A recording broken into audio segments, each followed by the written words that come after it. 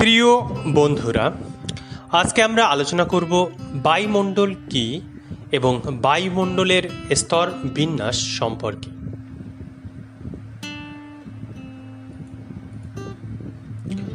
বায়ুমণ্ডলের স্তর বিন্যাস আলোচনা করব, তার আগে আমরা বায়ুমণ্ডল কি জেনে নেব। সমুদ্র পৃষ্ঠ থেকে উপরের দিকে প্রায় 10,000 কিমি পর্যন্ত বিস্তৃত গ্যাস, সূক্ষ্ম ধূলিকণা ও জলীয় বাষ্পের যে অদৃশ্য গ্যাসীয় আবরণ আমাদের পৃথিবীকে বেষ্টন করে আছে এবং পৃথিবী যখন আবর্তন করছে, পৃথিবীর সঙ্গেই আবর্তন করে চলেছে, তাকে বায়ুমণ্ডল বলে। বায়ুমণ্ডলের স্তর বিন্যাস দুইভাবে করা হয়ে থাকে। এক, উপাদানের তারতম্য অনুসারে বায়ুমণ্ডলের স্তর বিন্যাস, আর দুই, উষ্ণতা বা তাপমাত্রার তারতম্য অনুসারে বায়ুমণ্ডলের স্তর বিন্যাস। প্রথমে আমরা উপাদানের তারতম্য অনুসারে বায়ুমণ্ডলের স্তর বিন্যাস সম্পর্কে আলোচনা করব। উপাদান অনুসারে বায়ুমণ্ডলকে দুটি ভাগে ভাগ করা হয়, যথা হোমোস্ফিয়ার আর হেটেরোস্ফিয়ার। হোমোস্ফিয়ার, হোমো শব্দের অর্থ হলো সম, স্ফিয়ার শব্দের অর্থ হলো মণ্ডল। আমাদের ভূপৃষ্ঠ থেকে বা পৃথিবী পৃষ্ঠ থেকে উপরের দিকে প্রায় 90 কিমি পর্যন্ত, তাহলে ভূপৃষ্ঠ থেকে উপরের দিকে 90 কিমি পর্যন্ত বায়ুমণ্ডলের রাসায়নিক গঠন, বিশেষ করে বিভিন্ন গ্যাস যেগুলো আছে, oxygen, nitrogen, carbon die oxide প্রভৃতি বিভিন্ন গ্যাসের অনুপাত প্রায় একই ধরনের হয়ে থাকে, প্রায় সবগুলোকেই প্রায় সমান অনুপাতে আছে। এই জন্য ভূপৃষ্ঠ থেকে উপরের দিকে 90 কিলোমিটার উচ্চতা পর্যন্ত বায়ুমণ্ডলের যে স্তরটি আছে, এটাকে বলা হয় হোমোস্ফিয়ার বা সমমণ্ডল। ট্রোপোস্ফিয়ার, স্ট্র্যাটোস্ফিয়ার, মেসোস্ফিয়ার এবং থার্মোস্ফিয়ার এগুলো সব তাপমাত্রার তারতম্য অনুসারে স্তর বিন্যাস।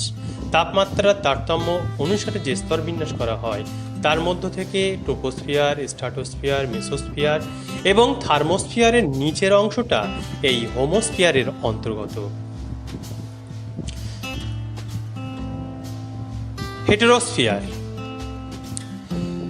হেটেরো শব্দের অর্থ বিষম আর স্ফিয়ার শব্দের অর্থ মণ্ডল। হোমোস্ফিয়ার আমরা জানি 90 কিমি পর্যন্ত বিস্তৃত। এবার 90 কিলোমিটারের উপর থেকে প্রায় 10,000 কিলোমিটার অর্থাৎ বায়ুমণ্ডলের শেষ পর্যন্ত বায়ুমণ্ডলের যে স্তরটা আছে তার নাম হেটেরোস্ফিয়ার। এখানে কিন্তু বিভিন্ন যে গ্যাসগুলো আছে সেগুলো সমান অনুপাতে নেই, তাই এর নাম দেওয়া হয়েছে হেটেরোস্ফিয়ার বা বিষম মণ্ডল। হোমোস্ফিয়ার ও হেটেরোস্ফিয়ারের যে সীমারেখা আছে, এদের সীমারেখাকে বলা হয় টার্বোপজ। আগে আমরা তাপমাত্রার তারতম্য অনুসারে যে স্তর, তার মধ্যে ট্রোপোস্ফিয়ার, স্ট্র্যাটোস্ফিয়ার, মেসোস্ফিয়ার এবং থার্মোস্ফিয়ারের নিচের অংশ ছিল হোমোস্ফিয়ারের মধ্যে। এবার থার্মোস্ফিয়ারের উপরের অংশ বা ঊর্ধ্বাংশ এবং এক্সোস্ফিয়ার হচ্ছে হেটেরোস্ফিয়ারের অন্তর্গত।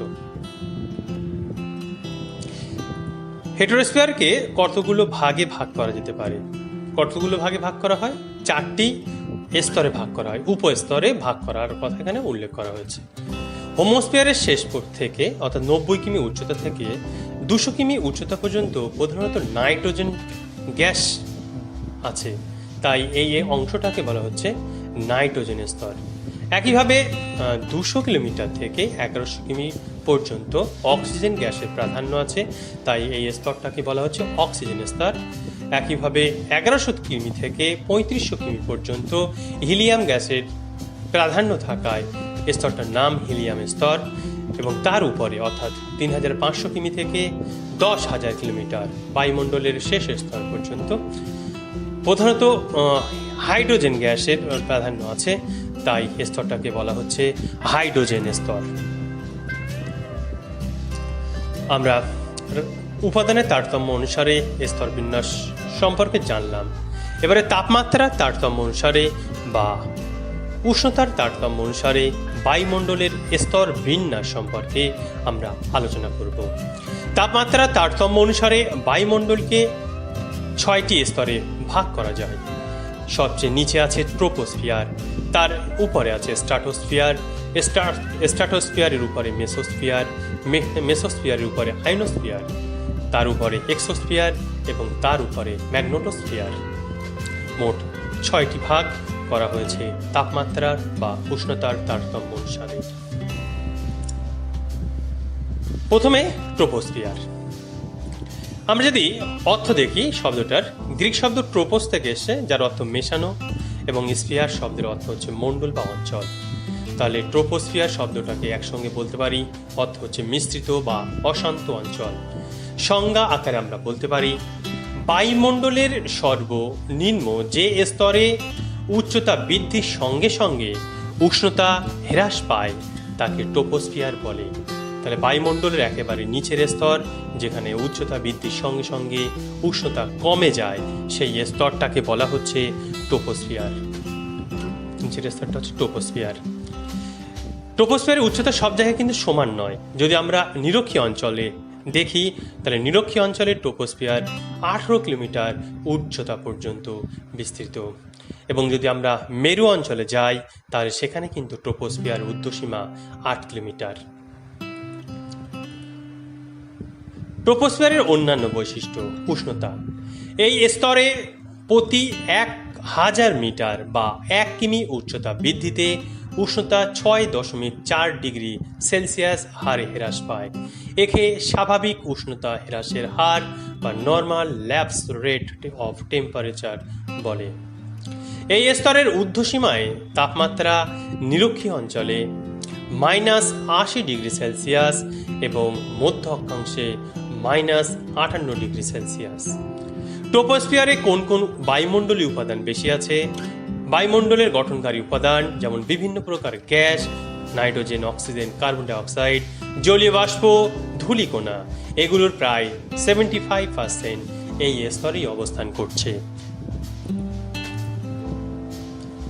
ক্ষুদ্রমণ্ডল।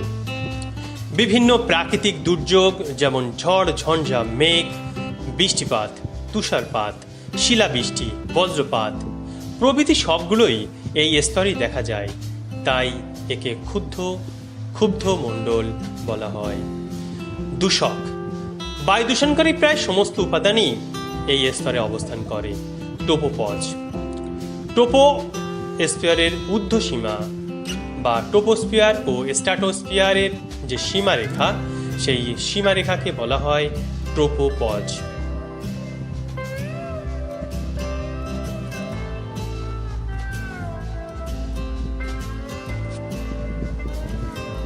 বায়ুমণ্ডলের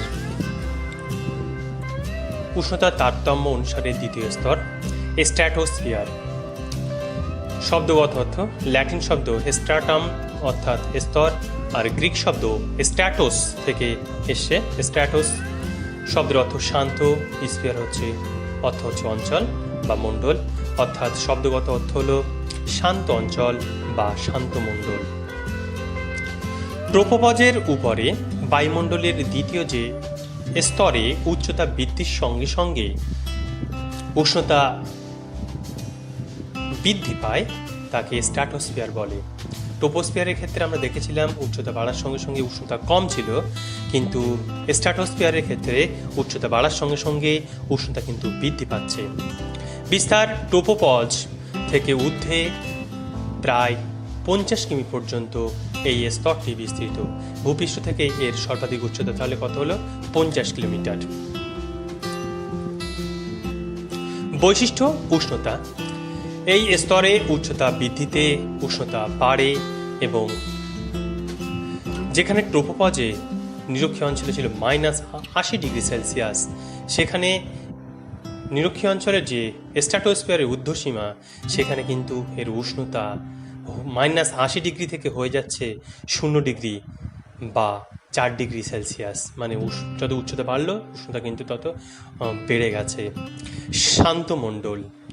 এই স্তরে মেঘ, বায়ুপ্রবাহ, ঝড়, বৃষ্টি প্রভৃতি দেখা যায় না, তাই একে শান্তমণ্ডল বলা হয়। দ্রুত গতিসম্পন্ন জেট বিমান ঝড় বৃষ্টি এড়িয়ে চলার জন্য এই স্তরের মধ্য দিয়েই চলাচল করে।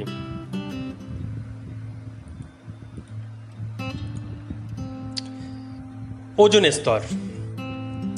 স্ট্র্যাটোস্ফিয়ারের 20 থেকে 35 কিলোমিটার উচ্চতায় ওজোন গ্যাসের ঘনত্ব সবচেয়ে বেশি থাকে, তাই স্ট্র্যাটোস্ফিয়ারের এই অংশটাকে ওজোন স্তর বলা হয়। এই ওজোন গ্যাস সূর্য থেকে আসা অতি বেগুনি রশ্মিকে শোষণ করে তার ক্ষতিকর প্রভাব থেকে পৃথিবীর জীবজগৎকে রক্ষা করে। শক্তিমেঘ বা মাদার অফ পার্ল ক্লাউড। স্ট্র্যাটোস্ফিয়ারের বিশেষ করে 2 মেরু অঞ্চলে বরফের ক্লাস দ্বারা গঠিত মেঘ দেখা যায়, যাকে শক্তিমেঘ বলা হয়। স্ট্র্যাটোপজ। স্ট্র্যাটোস্ফিয়ার এবং এখানে ভুল লেখা আছে মেসোস্ফিয়ারের, স্ট্র্যাটোস্ফিয়ার এবং মেসোস্ফিয়ারের সীমারেখাকে বলা হয় স্ট্র্যাটোপোজ। স্ট্র্যাটোস্ফিয়ার এবং মেসোস্ফিয়ারের মাঝখানে যে সীমারেখাটা আছে সেই সীমারেখাকে স্ট্র্যাটোপোজ বলে। এই সীমারেখা প্রায় 5 কিমি বিস্তৃত এবং এখানে কিন্তু উষ্ণতা অপরিবর্তিত থাকে, মানে বাড়া কমা হয় না।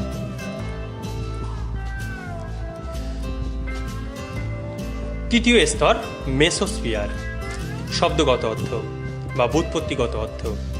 গ্রিক শব্দ মেসো শব্দের অর্থ মধ্যভাগ এবং স্ফিয়ার শব্দের অর্থ অঞ্চল বা মণ্ডল।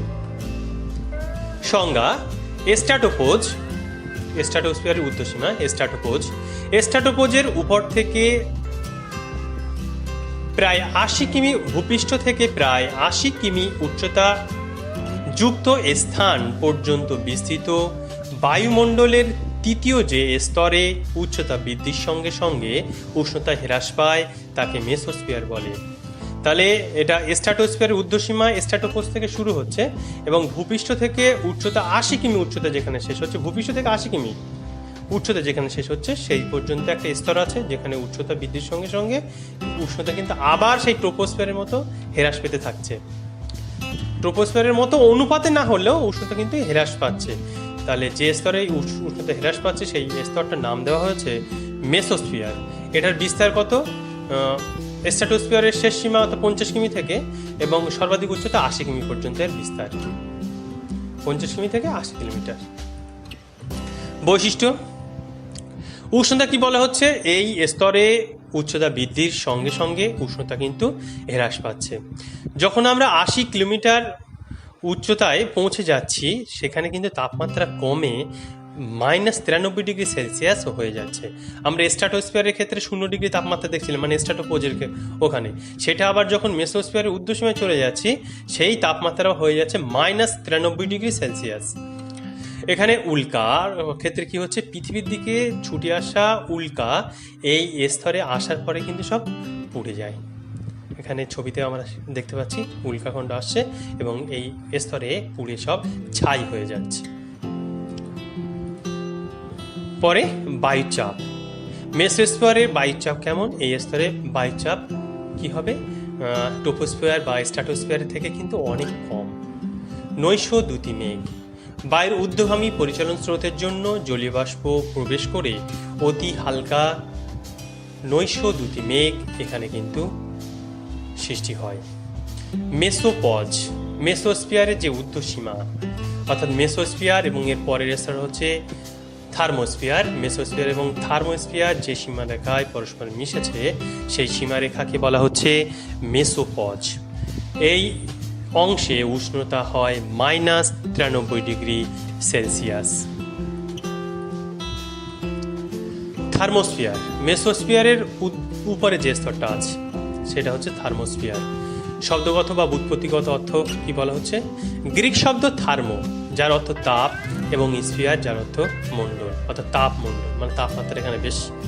সংজ্ঞায় কি বলছে? মেসোপজের ওপর বায়ুমণ্ডলের চতুর্থ যে স্তরে উচ্চতা বৃদ্ধির সঙ্গে সঙ্গে উষ্ণতা অতি দ্রুত বৃদ্ধি পায় তাকে থার্মোস্ফিয়ার বলে। তাহলে থার্মোস্ফিয়ারের ক্ষেত্রে আবার কি হচ্ছে? স্ট্র্যাটোস্ফিয়ারে যেমন উচ্চতা বাড়ার সঙ্গে সঙ্গে উষ্ণতা বাড়ছিল, থার্মোস্ফিয়ারের ক্ষেত্রেও কিন্তু তাই ঘটছে। উচ্চতা বাড়ার সঙ্গে সঙ্গে উষ্ণতা বাড়ছে, কিন্তু এখানে উষ্ণতা অতি দ্রুত হারে বাড়ছে। ভূপৃষ্ঠ থেকে উচ্চতা 500 কিমি পর্যন্ত, মেসোস্ফিয়ার শেষ হচ্ছিল 80 কিলোমিটারে, আর থার্মোস্ফিয়ার শেষ হচ্ছে 500 কিমিতে। তাহলে মেসোপজের পর থেকে এর বিস্তার কত? 500 থেকে 80 বাদ দিলে হয় 420 কিলোমিটার। তাহলে থার্মোস্ফিয়ারের বিস্তার হচ্ছে 420 কিলোমিটার। ভূপৃষ্ঠ থেকে 500 কিমি আর মেসোপজের পর থেকে 420 কিমি। বৈশিষ্ট্য, উষ্ণতার ক্ষেত্রে কি বলা হচ্ছে? অতি যে বেগুনি রশ্মি, রঞ্জন রশ্মি বা গামা রশ্মি প্রভৃতির প্রাচুর্যের কারণে এই স্তরের উচ্চতা বৃদ্ধিতে উষ্ণতা খুব দ্রুত হারে বাড়ে। এর সর্বোচ্চ সীমায় মানে 500 কিলোমিটার উচ্চতায় যখন আমরা পৌঁছাবো, সেখানে কিন্তু তাপমাত্রা হয়ে যাবে 1200 ডিগ্রি সেলসিয়াস। এর ঘনত্ব, এখানে কিন্তু বায়ুর ঘনত্ব খুবই কম, মানে উপরের দিকে আমরা যত যাচ্ছি ঘনত্ব কিন্তু কমবে, বায়ুমণ্ডলের নিচের স্তরে ঘনত্ব বেশি হয়। বায়ুমণ্ডলের মোট যে ভর তার 1/200 ভাগ থাকে এই স্তরে, তাই এই স্তরটি অত্যন্ত হালকা। আয়নমণ্ডল, থার্মোস্ফিয়ারে বায়ু আয়নিত অবস্থায় থাকে, এই কারণে এই স্তরটাকে আয়নোস্ফিয়ার বা আয়নমণ্ডলও বলা হয়।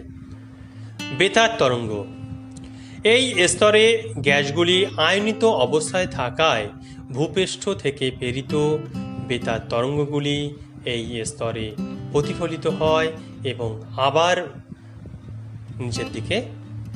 নিচের স্তরে ফিরে আসে। এই স্তরে মেরু জ্যোতি সৃষ্টি হতে দেখা যায়, যা সুমেরু অঞ্চলে সুমেরু প্রভা এবং কুমেরু অঞ্চলে কুমেরু প্রভা নামে পরিচিত। কিভাবে মেরুজ্যোতি সৃষ্টি হয়? যেহেতু এখানে বিভিন্ন গ্যাসগুলি আয়নিত অবস্থায় আছে, তাই আয়নিত বায়বীয় কণাগুলি ইলেকট্রন ও প্রোটনের সংস্পর্শে এলে যে আলো বিচ্ছুরণ ঘটে, তা থেকে মেরু অঞ্চলে মেরুজ্যোতি সৃষ্টি হয়।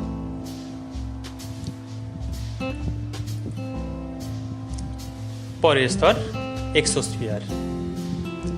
গ্রিক শব্দ এক্সো, যার অর্থ বাইরে, এবং স্ফিয়ার অর্থ হচ্ছে মণ্ডল, মানে বাইরের দিকের অঞ্চল। থার্মোস্ফিয়ারের উপরের স্তর, যেখানে উচ্চতা বৃদ্ধিতে উষ্ণতা বৃদ্ধি পায়, তাকে এক্সোস্ফিয়ার বলে। এখানেও কিন্তু উচ্চতা বৃদ্ধিতে উষ্ণতা কিন্তু বাড়ছে। ভূপৃষ্ঠ থেকে উপরের দিকে 500 কিমি উচ্চতা পর্যন্ত ছিল, 500 কিমিতে শেষ হয়েছিল থার্মোস্ফিয়ার বা আয়নোস্ফিয়ার। তারপর থেকে 1500 কিমি পর্যন্ত এক্সোস্ফিয়ার অবস্থান করছে। এর বৈশিষ্ট্য কি? উষ্ণতা, এই স্তরে উচ্চতা বৃদ্ধিতে উষ্ণতা বৃদ্ধি পায়, তবে থার্মোস্ফিয়ারের মতো অত দ্রুত হারে বাড়ে না। এই স্তরের সর্বোচ্চ সীমায় উষ্ণতা হয়ে যায় 1600 ডিগ্রি সেলসিয়াস। এটি বায়ুমণ্ডলের উষ্ণতম স্তর হিসাবে উল্লেখ করা যায়। উপাদান, এই স্তরটির প্রধানত হাইড্রোজেন এবং হিলিয়াম দ্বারা গঠিত, এই কারণে স্তরটি খুবই হালকা এবং পাতলা হয়। কৃত্রিম উপগ্রহ, কৃত্রিম উপগ্রহের যে কক্ষপথ, মহাকাশে যে স্টেশনগুলো রাখা হয়, সাধারণত এই এক্সোস্ফিয়ারেই সেগুলো অবস্থান করে। তাহলে আমাদের যে কৃত্রিম উপগ্রহগুলো, যেমন আর্যভট্ট, এই সমস্ত কৃত্রিম উপগ্রহগুলির যে কক্ষপথ আছে সেগুলো কিন্তু সব, এবং মহাকাশে যে স্টেশনগুলো আছে সেগুলো সব এক্সোস্ফিয়ারে অবস্থান করছে। ম্যাগনেটোস্ফিয়ার, শব্দগত অর্থ বা ব্যুৎপত্তিগত অর্থ, ম্যাগনেট মানে চুম্বক, আর স্ফিয়ার মানে অঞ্চল। ম্যাগনেটোস্ফিয়ারের তাহলে শব্দগত বা ব্যুৎপত্তিগত অর্থ হলো চুম্বকীয় অঞ্চল। এক্সোস্ফিয়ারের উপরে মানে 1500 কিলোমিটারের পর থেকে যে অঞ্চল, উপরে বায়ুমণ্ডলের সর্বশেষ স্তরটি হলো ম্যাগনেটোস্ফিয়ার। তাহলে বায়ুমণ্ডলের সবচেয়ে উপরে যে স্তরটি রয়েছে সেই স্তরটির নাম দেওয়া হয়েছে ম্যাগনেটোস্ফিয়ার। এক্সোস্ফিয়ারের উপর 1500 কিমি থেকে প্রায় 10,000 কিলোমিটার উচ্চতা পর্যন্ত এই ম্যাগনেটোস্ফিয়ার বিস্তৃত। বৈশিষ্ট্য কি বলা হচ্ছে? চুম্বক ক্ষেত্র। এই স্তরে বায়ুমণ্ডলকে বেষ্টন করে একটি প্রোটন ও ইলেকট্রনের চুম্বক ক্ষেত্র আছে। তাহলে ম্যাগনেটোস্ফিয়ারে চুম্বক ক্ষেত্র সৃষ্টি হয়েছে। ভ্যান অ্যালন বলয়। এই স্তরে ইলেকট্রন ও প্রোটন আয়নগুলি বলয় আকারে অবস্থান করছে, যাকে ভ্যান অ্যালন বলয় বলে। নিরক্ষীয় অঞ্চলে এরকম দুটি বলয় আছে, একটির উচ্চতা হচ্ছে 3000 কিলোমিটার আর একটির উচ্চতা হচ্ছে 16,000 কিলোমিটার উচ্চতায়। তাহলে আমরা তাপমাত্রার তারতম্য অনুসারে বায়ুমণ্ডলের 6টি স্তর সম্পর্কে বিস্তারিত আলোচনা করলাম। আলোচনা করার সময় আমরা দেখলাম টোপোস্ফিয়ারে উচ্চতা বাড়ার সঙ্গে সঙ্গে উষ্ণতা কম ছিল, আর এটা ভূপৃষ্ঠ থেকে নিরক্ষীয় অঞ্চলে উচ্চতা ছিল 18 কিলোমিটার এবং মেরু অঞ্চলে 8 কিলোমিটার। পরে স্ট্রাটোস্ফিয়ারে উচ্চতা বাড়ার সঙ্গে সঙ্গে উষ্ণতা বাড়ছিল, এখানে এর সর্বোচ্চ সীমা ছিল 80 কিলোমিটার। তারপরে তারপরে স্তরটা ছিল মেসোস্ফিয়ার। মেসোস্ফিয়ারের উপরে স্তর ছিল থার্মোস্ফিয়ার, তার উপরে এক্সোস্ফিয়ার, তার উপরে ম্যাগনেটোস্ফিয়ার। আমরা বিস্তারিত আলোচনা করলাম। এই বায়ুমণ্ডলের স্তরগুলি সম্পর্কে যদি আরও তোমাদের কোনো কিছু জানা থাকে তাহলে কমেন্ট করে জানাবে। যদি ভিডিওটা ভালো লেগে থাকে তাহলে লাইক করবে, যদি বন্ধুদেরকে দেখানোর ইচ্ছা থাকে তাহলে শেয়ার করবে। পরের ভিডিওগুলি পাওয়ার জন্য জিওল্যান্ড চ্যানেলটি সাবস্ক্রাইব করে বেল আইকনটিতে চাপ দিয়ে রাখতে ভুলবেন না। ধন্যবাদ।